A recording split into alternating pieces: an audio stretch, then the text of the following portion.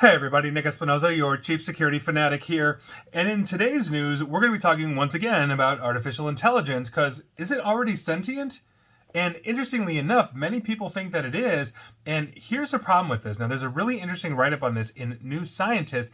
And here's what's going on. Because roughly 1 in 5 people in the United States believe that AI, or artificial intelligence, is already sentient. Roughly 30% think that artificial general intelligence, or AGI, that is essentially the AI that's capable of performing a task any human can, meaning it's at human level intellect, is already in existence. Now, both of these, for the record, are completely false. We are not sentient on AI or AGI, but interestingly enough, what that really underscores is that the general public really doesn't have a solid grasp on the current state of artificial intelligence. And so the real question is, does that matter? Now, J.C. Rees-Anthus at the Sentient Institute in New York and his colleagues asked a nationally representative sample of 3,500 people in the United States about their perceptions. And the one question that I'm going to ask, that they ask and give you the results from, I think is really indicative. Quote, do you think any robot/AI that currently exists are sentient? 20%, or 1 in 5, said yes. 37% said not sure.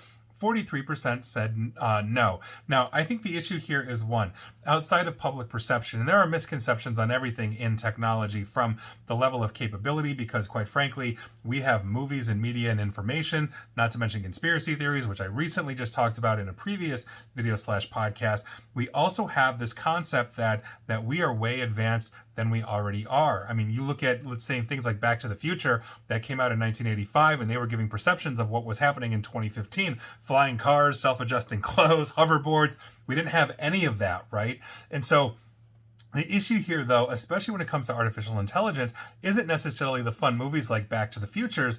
It's the negative movies like Terminator, and I've joked about Terminator quite a bit here when I'm talking about AI. And so I think this really underscores a pervasive issue of paranoia across the United States and probably the world. But here in the United States, and literally on the heels of my conspiracy theory, and the issues with conspiracy theories videos that I put out, this is, I think, the problem, is that people are paranoid about this kind of stuff, and therefore they will be reticent to adopt it when, quite frankly, artificial intelligence in many ways is just a series of algorithms that can help you go from point A to point B, or achieve something that isn't necessarily going to break out and start killing all humans. And so that paranoia leads to lack of adoption, which leads to falling behind in the overarching advancement in technological society. Now, should we be worried about sentience? Sure. Are we anywhere near it? No. And that is something that I think is really important that we need to combat in public perception. And outside of the Terminators and, those types of movies, I think it's really on those that are proliferating AI to, one, kind of slow down and let everybody know, hey, here's where we're really at, as opposed to this is going to be more revolutionary than ever and it's coming next day.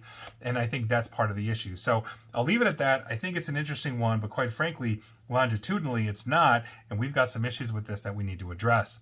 And please like, share, follow me here on Facebook and Twitter at NickAESP, and please feel free to subscribe to me at YouTube as well. And as always, stay safe, stay online, and please attempt to stay private. Thanks, everybody.